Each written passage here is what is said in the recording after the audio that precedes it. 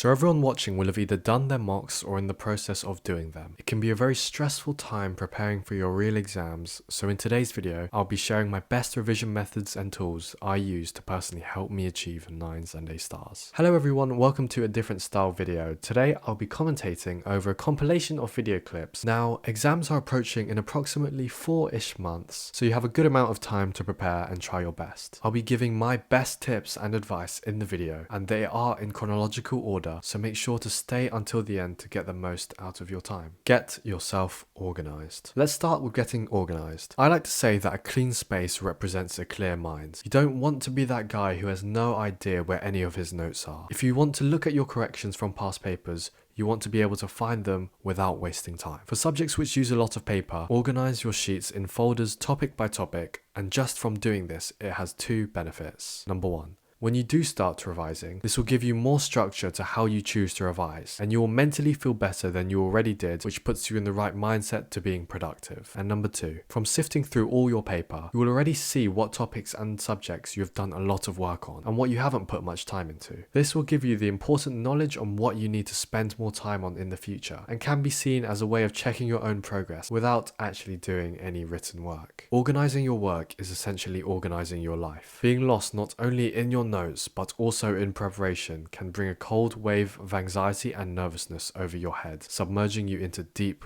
cold, unknown waters. When you have all your academics in check and when you are on track to reaching your potential, you'll feel this sense of relief which you might not have felt before. Slowly but surely, everything will start to unravel. Your journey will seem a little bit more clear, your head a little bit less heavy, and the water will be a little bit warmer.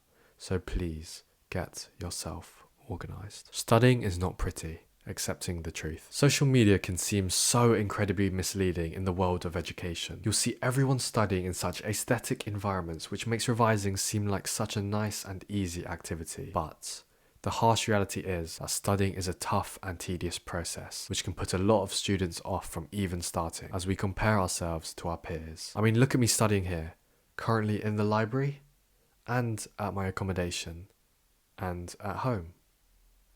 Doesn't it look nice watching me work? Don't you wish you could study with the same feeling you feel when watching this? By simply accepting that these exams and this process will not be easy, you are already one step closer to being successful. Studying is not pretty, so just do and don't think. All I'm asking is just for you to start and see what happens. If you have to, tell yourself you'll only study for 5 minutes and then take a break. The next time, do it for 10 minutes, then 20, and then 30, and just see what happens, as you might surprise yourself. Perfect practice makes perfect.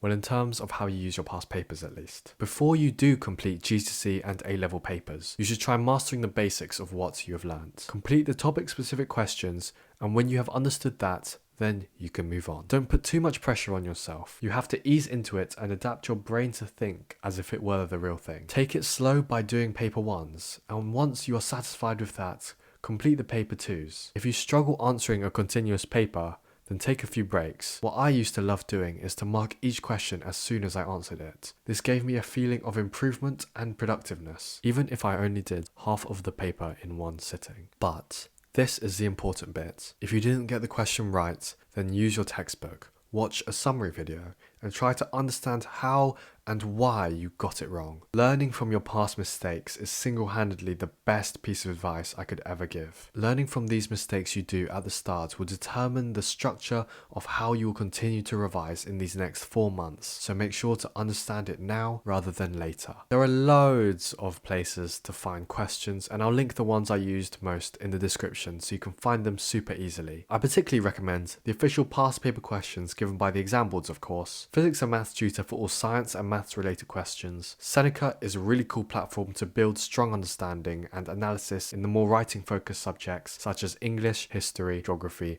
and languages, etc. And last but definitely not least, you have access to YouTube, which contains a huge range of content. So please make the most of it. Be mindful of building good habits. So you might say, well, Jaden, what exactly do you mean when you say be mindful of building good habits? And that is a good question, thank you for asking. Well, I mean to pay attention to your daily habits in terms of your health. Is your sleep schedule a mess? Are you eating a good nutritional diet? Are you doing little consistent studying, or are you randomly reading pages of your textbook when you feel like it? How you are acting now is probably how you will act until the time of the exam. It is so important to start off strong and do the right things now so you can reap the rewards later on, even though that this will not be easy and you'll probably hate the changes. But I absolutely love the saying that goes, if it were easy, everyone would do it. The aim for all of this, and I guess what I'm trying to say, is to keep a healthy and balanced life. While studying, try to include things like regular exercise, whether that be playing a sport or just walking around for a bit. It really doesn't matter as long as you stimulate your mind in another way other than your work. You will not only see improvements in your mental state of mind, but also in your written physical work, just because you are becoming a more well-rounded individual.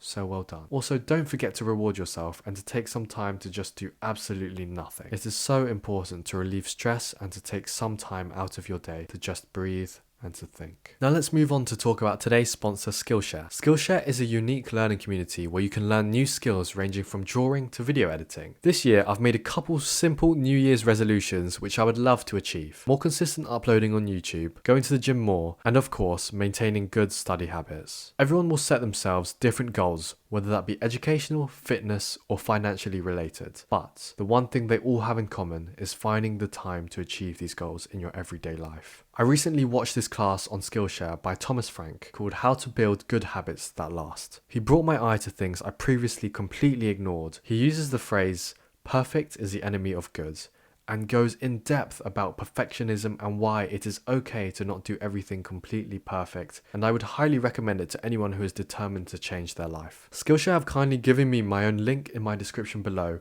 where the first 1,000 people to sign up will get a completely free 1-month trial to explore and learn new things. I urge you all to please make the most out of this amazing opportunity. Thank you Skillshare for sponsoring this video. Staying motivated. This next bit is all about your motivation, determination, and perseverance. It always seems impossible until it's done. Have a guess in the comments to who said it. If you're always getting lower than what you want, it is never too late to change. I firmly believe that you could improve yourself so much in this time before the exams if you're committed enough. People in your position right now would give up and be satisfied with what they are on course to achieve. I do not want this to be you. I want everyone watching to always be hungry to do better, to be realistic and tell yourself that you're not working as hard as you know you are capable of. I want all of you to be the best version of yourselves and for you to keep chasing those dreams. You can get those 9s, you can get those A stars.